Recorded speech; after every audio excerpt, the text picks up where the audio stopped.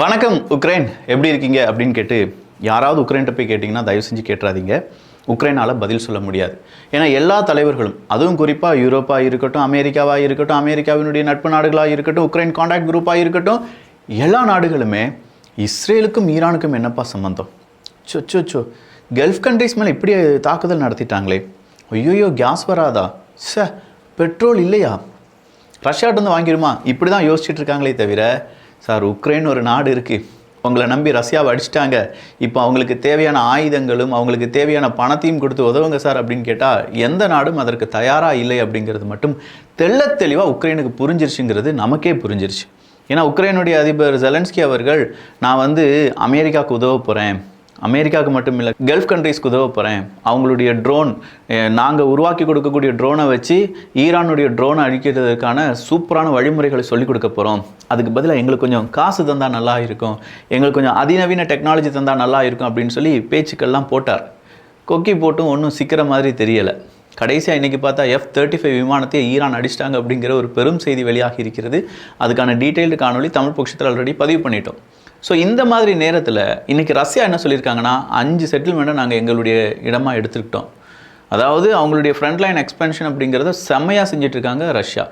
இப்போது அடுத்த ஒரு செய்தி வந்திருக்கு. பெலரஸ் ரஷ்யாவினுடைய மிக முக்கியமான நட்பு நாடு, அதுவும் லுகஷெங்கோ அப்படின்னு சொல்லும்போது ரஷ்யா உக்ரைன் போரில் ரஷ்யாவுக்கு ரொம்ப தோளோடு தோளாக அத்தனை ஐரோப்பிய நாடுகளும் ஒன்றாக அவங்களுக்கு எதிராக இருக்கும்போது லுகஷெங்கோ அவர்கள் தான் ரஷ்யாவினுடைய ஆயுதங்கள் எங்கள் நாட்டுக்குள்ளே வரும், ரஷ்யாவினுடைய அணு ஆயுதங்களை எங்கள் நாட்டுக்குள்ளே வைப்பதற்கு நாங்கள் எங்களுடைய அரசியல் சாசனத்தையே மாற்றி அமைக்கிறோம் அப்படின்னு சொல்லி பல முன்னேற்பாடுகளை செய்து வைத்திருந்தார்.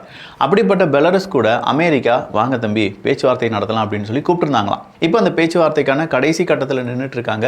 சீக்கிரமாக பெலரஸ் மற்றும் அமெரிக்கா இடையே ஒரு சூப்பரான ஒப்பந்தம் கையெழுத்திடுவதற்கான வாய்ப்புகள் இருக்குது அப்படின்னு சொல்கிறாங்க. ஊர் உலகத்தில் நடக்கக்கூடிய விஷயங்கள்லாம் பார்க்கும்போது இந்த உலகம் நிறைய டேர்னிங் பாயிண்ட்டை பார்த்து போயிட்டே இருக்குது. ஒன்று யுத்தத்தால் வரக்கூடிய டேர்னிங் பாயிண்ட், இன்னொன்று இன்னோவேஷன். 2015 குளோபல் இன்னோவேஷன் இண்டெக்ஸில் 85வது இடத்துல இருந்தோம். 2025 நாம் 38வது இடத்துக்கு வந்திருக்கோம். நிறைய யூனிகார்ன் ஸ்டார்ட் அப்ஸாக இருக்கட்டும், ஏகப்பட்ட ரிசர்ச் டெவலப்மெண்ட்டாக இருக்கட்டும், இது எல்லாமே நடந்துட்டுருக்கு.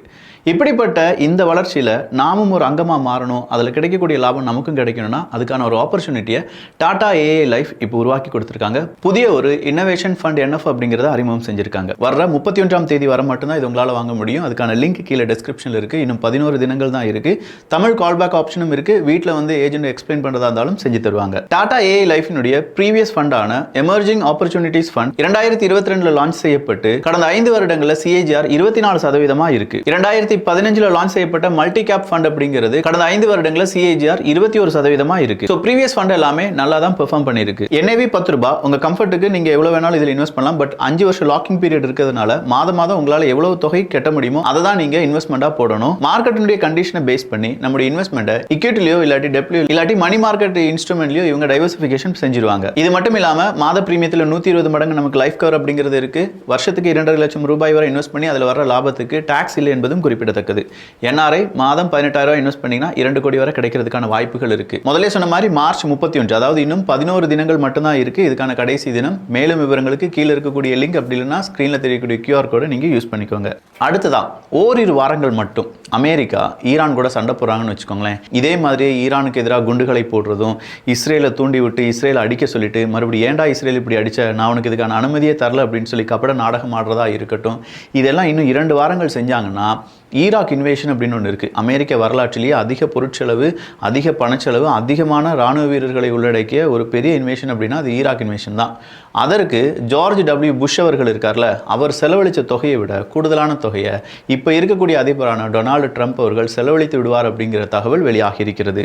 George W. புஷ் அந்த காலத்தில் இந்த ஈராக் இன்வேஷனுக்காக கிட்டத்தட்ட 17,000 சோல்ஜர்ஸ், அது மட்டும் இல்லாமல் 74.7 பில்லியன் அமெரிக்க டாலர் எனக்கு உடனடியாக வேணும் அப்படின்னு சொல்லி கேட்குறார். எவ்வளவு? 74.7 பில்லியன் டாலர்.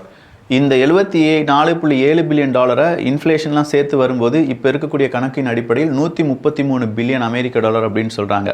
இது இல்லாமல் ட்ரில்லியன் கணக்கில் அமெரிக்காவுக்கு செலவாச்சு. பட் ஃபஸ்ட்டாக இன்வேஷன் செய்யும் போது அவங்களுக்கு ஆன தொகை 133 பில்லியன் அமெரிக்க டாலர். ட்ரம்ப் அவர்கள் ஹெக்ஸத், அதாவது நம்ம வார் செக்ரட்டரி இருக்கார்ல அமெரிக்காவினுடைய பீட் ஹெக்ஸத் அவர்கள், இவங்க 2 பேருமே காங்கிரஸ் சபையிட்ட இப்போ ஒரு ரிக்வஸ்ட் வச்சிருக்காங்க. Sir, we need additionally $200 billion $. Why man you need 200 billion அப்படின்னு கேட்டால், ஈரான் அடிக்கிறது ரொம்ப ஸ்ட்ராங்காக இருக்காங்க சார், வெரி ஸ்ட்ராங். அதனால் அவங்களை அடிக்கிறதுக்கு ஏகப்பட்ட செலவுகள் ஆகுது. பெண்டகனுக்கு நீங்கள் இவ்வளோ காசு கொடுத்தா தான் எங்களால் அங்கே சஸ்டெயின் பண்ண முடியும் அப்படின்னு சொல்கிறாங்க. மேன், ஈராக் இன்வேஷனுக்கே நீங்கள் 133 பில்லியன் தானே போட்டிங்க, இது என்ன 200 பில்லியனுக்கு மேலே போயிட்டுருக்கு அப்படின்னா நம்ம கையில் நிற்காதா இந்த யுத்தம் அப்படிங்கிற கேள்வி உருவாகி இருக்கிறது. கண்டிப்பாக அமெரிக்காவினுடைய கையில் நிற்பதாக தெரியலை.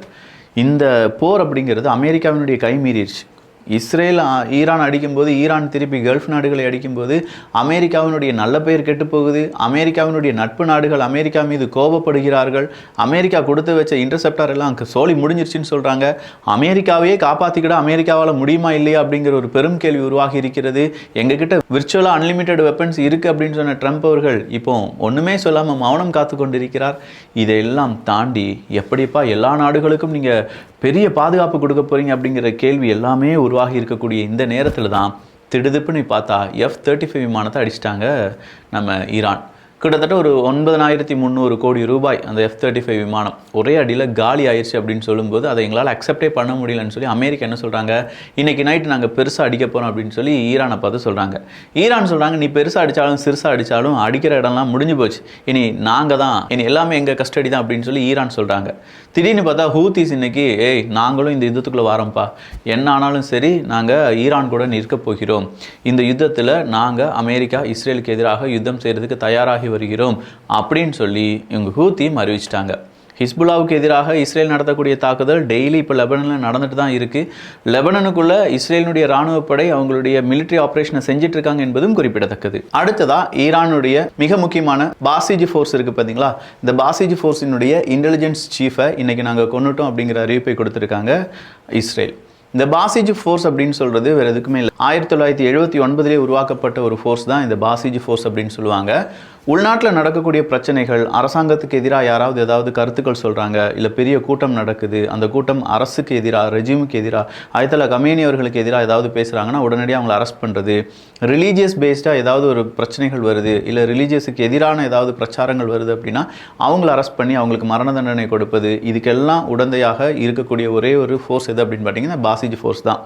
அப்படிப்பட்ட ஃபோர்ஸினுடைய ஒரு தலைவரை 2 தினங்களுக்கு முன்னாடி கொண்டுட்டாங்க. இப்போ அதனுடைய இன்டெலிஜென்ஸ் சீஃபும் கொல்லப்பட்டிருக்கிறார் அப்படிங்கிற தகவல் வெளியாகி இருக்கிறது. நெதன்யாஹு அவர்கள் எனக்கு சத்தியம் செஞ்சு கொடுத்துட்டாரு, வெத்திலேலியா இல்லாட்டி கற்பூரத்திலையா அப்படின்னு சொல்லி ஒரு கேள்வியை கேட்டால் ட்ரம்ப் அவர்கள் என்ன சொல்லுவார், இல்லை நான் சொன்னேன் அதற்கு ஓகே சொல்லிட்டாரு நெதன்யாஹு அவர்கள், எனர்ஜி செக்டார் மேலே இனிமேல் தாக்குதல் நடத்த மாட்டாராம், ஈரானுடைய எனர்ஜி செக்டார் மேலே இஸ்ரேல் தாக்குதல் நடத்தாது, தெரியாமல் அறியாப்பிள்ளை தெரியாமல் செய்துவிட்ட பழி பாவங்களை மன்னித்தருள்வாயாக அப்படின்னு சொல்லி நான் ஈரான்கிட்ட பேசிட்டேன். ஈரானுடைய மிகப்பெரிய கேஸ் ஃபீல்டுக்கு எதிராக இஸ்ரேல் ஒரு அட்டாக்கை நடத்தினாங்களே, திடுதிப்புன்னு பார்த்தா ஈரான் என்ன செஞ்சிட்டாங்க, அரபுலக நாடுகளில் எங்கெங்கே எனர்ஜி ஃபீல்டு இருக்குது, எங்கெங்கே எனர்ஜி கிரிட் இருக்குது, எங்கெங்கே எனர்ஜி சேஃப்டிக்கு இதெல்லாம் வச்சுருக்காங்க, அதெல்லாம் நாங்கள் அடிப்போம் அப்படின்னு சொல்லிட்டாங்க.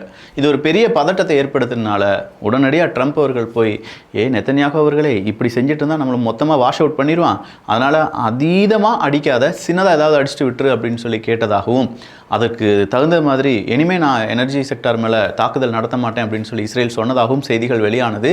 இன்றைக்கி அதை மறுபடியும் ஹைட்ரேட் பண்ணியிருக்காங்க. நடக்குமா, இஸ்ரேல் செய்யாமல் இருப்பாங்களா என்ன? ஒருவேளை ஈரான் கூட ஃபால்ஸ் ஃபிளாக் ஆப்ரேஷன் செஞ்சுட்டு இஸ்ரேல் மறுபடியும் அடிச்சிட்டில இதோ நாங்கள் அடிக்கிறோன்னு சொல்லி மறுபடியும் புயலை கிளப்பினாலும் கிளப்பிடுவாங்க. எதுக்கும் கொஞ்சம் பாதுகாப்பாக இருங்க மிடில் ஈஸ்டில் இருக்கக்கூடிய நபர்கள். அடுத்ததாக பீட் ஹெக்ஸத் அவர்கள் சொன்ன ஒரு விஷயம் தான், வேறு ஒன்றுமே இல்லைப்பா, எங்களுடைய ஆயுதங்கள் எங்களுடைய பயன்பாட்டுக்கு தான் நாங்கள் யூஸ் பண்ண போகிறோமே தவிர அது உக்ரைனுக்காக பயன்படுத்தக்கூடாது அப்படின்னு சொல்கிறார்.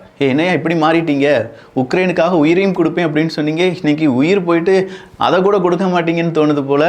ஏன்னா பீட் ஹெக்ஸத் அவர்கள் நேற்று வந்து சொல்கிறாரு, ஆயுதங்கள் உங்களுக்கு கம்மியாக இருக்குன்னு சொல்கிறீங்களே, அதை வச்சு நீங்கள் உக்ரைனுக்கு எப்படி உதவிங்க அப்படின்னு சொல்லி அங்கே இருக்கக்கூடிய நிருபர் ஒருத்தர் கேள்வி கேட்குறார். அந்த நிருபருடைய கேள்விக்கு பீட் ஹெக்ஸத் அவர்கள் சொன்ன பதில் தான், இப்போ எங்களுடைய ஆயுதங்கள் அமெரிக்காவினுடைய பயன்பாட்டுக்காக நாங்கள் செய்ய போகிறோம், அதனால் உக்ரைனுக்கு இப்போ கொடுப்பதை பற்றி யோசிக்கிறதுக்கு எதுவுமே கிடையாது, அதை பற்றியான கேள்வியை அவாய்ட் பண்ணுங்க அப்படின்னு சொல்கிறாங்க. ஸோ உக்ரைனை கை கழுவி விட்டாச்சு அப்படின்னு சொல்கிறத தான் இப்போ பீட் ஹெக்ஸத் அவர்கள் இங்கே வெளிப்படையாக சொல்லாமல் மறைமுகமாக சொல்லியிருக்காரு. சரி, அப்படின்னா ஒரு 90 பில்லியன் யூரோஸ் ஏதோ உக்ரைனுக்கு கிடைக்க வாய்ப்புகள் இருந்துச்சே, அந்த பக்கம் ஒரு சூப்பர் ஸ்டார் ஹங்கேரி, நான் தான் வீட்டோ பண்ணிட்டேன்ப்பா, ஸ்லோவேக்கியாவும் சொல்லிட்டாங்க, எங்களுக்கு ரஷ்யாவினுடைய ஆயில் கேஸ் வந்தால் 90 பில்லியன் யூரோ அப்படிங்கிறத உக்ரைனுக்கு நீ கொடுக்கலாம். யூரோப் கொடுக்கணும்னா யூரோப்பில் இருக்கக்கூடிய நாடுகள் எல்லாருமே அதற்கு ஒத்துக்கொள்ள வேண்டும். பட் என்ன செய்ய, அன்ஃபார்ச்சுனேட்லி ஸ்லோவேக்கியாவும் ஹங்கேரியும் அதுக்கு ஒத்துக்கொள்ளவில்லை, வீட்டோ பண்ணிட்டாங்க. அப்படி வீட்டோ பண்ணதுனால உக்ரைனுக்கு கிடைக்க இருந்த 90 பில்லியன் யூரோஸ் அப்படிங்கிறது இன்னும் இழுபறியாக இருக்கிறது என்பது குறிப்பிடத்தக்கது. சரி, ஐரோப்பிய ஒன்றியத்துக்கு இன்னைக்கு புட்டினுடைய மிக முக்கியமான தூதரக அதிகாரிகள் எல்லாருமே ஒரு சூப்பரான ஐடியாவை கொடுத்துருக்காங்க. ஐரோப்பா உனக்கு நல்ல எதிர்காலம் வேண்டும் என்றால் உன்னுடைய தலைவர்களை நீ மாற்ற வேண்டும். அவங்க எல்லாருமே ரஷ்யோஃபோபியாவில் இருக்காங்க. ரஷ்யாவை பார்த்தா, ரஷ்யாவினுடைய பெயர் கேட்டால், ரஷ்யா அப்படின்னு சொல்லி யாராவது தும்முனா கூட பயந்து நடுங்கிறாங்க. இந்த நடுக்கம்லாம் இல்லாத நல்ல தலைவர்கள் வரும்போது தான் யூரோப்புக்கு நல்ல காலம் பிறக்குதுன்னு சொல்லியிருக்காங்க ரஷ்யாவினுடைய தூதரக அதிகாரிகள். குவைத்தில் அல் அஹமதி ஆயில் ரிஃபைனரியில் இன்னைக்கு ஒரு ட்ரோன் தாக்குதல் நடந்ததாகவும் அதனால இன்னைக்கு குவைத்தில் ஃபயர் பிரேக் அவுட் செய்யப்பட்டதாகவும் செய்திகள் வெளியாகி இருக்கிறது. ஈரானை பொறுத்த வரைக்கும் யுனைடெட் அரப் எமிரேட்ஸில் இருக்கக்கூடிய அமெரிக்காவினுடைய அல் தர்ஃபா பேஸ் அதை தாக்கியிருக்காங்க. இதனால அமெரிக்காவும் யுனைடெட் அரப் எமிரேட்ஸும் ஈரான் மீது தாக்குதல் நடத்துவாங்க அப்படின்னு சொல்லி எதிர்பார்க்கப்பட்டாலும் அந்த தாக்குதலுக்கு பதிலடி கொடுப்பதற்கு நாங்களும் தயாராக இருக்கிறோம் அப்படின்னு சொல்லி ஈரான் சொல்லியிருப்பதால் பதட்டம் எதுவுமே முடிவடையாமல் நம்மளை பதட்டத்துடன் வைப்பதே இவங்களுடைய வேலையாக இருக்குது. அதை நான் உங்ககிட்ட சொல்லி உங்களையும் பதட்டத்துக்குள்ளேயே நான் வச்சுருக்கேன் பார்த்தீங்களா, அதுதான் வியூகம். டாடா ஏஐ லைஃபினுடைய அந்த இன்னோவேஷன் ஃபண்டுக்கான என்எஃப்ஓக்கான கடைசி டேட் 31ஆம் தேதி. இன்னும் 11 தினங்கள் மட்டும்தான் இருக்குது. மேலும் விவரங்களுக்கு கீழே இருக்கக்கூடிய லிங்க், அப்படி இல்லைனா ஸ்க்ரீனில் தெரியக்கூடிய QR கோடை யூஸ் பண்ணிக்கோங்க. நல்லதை பகிர்ந்து நல்ல சமுதாயத்தை உருவாக்குவோம். நன்றி, வணக்கம்.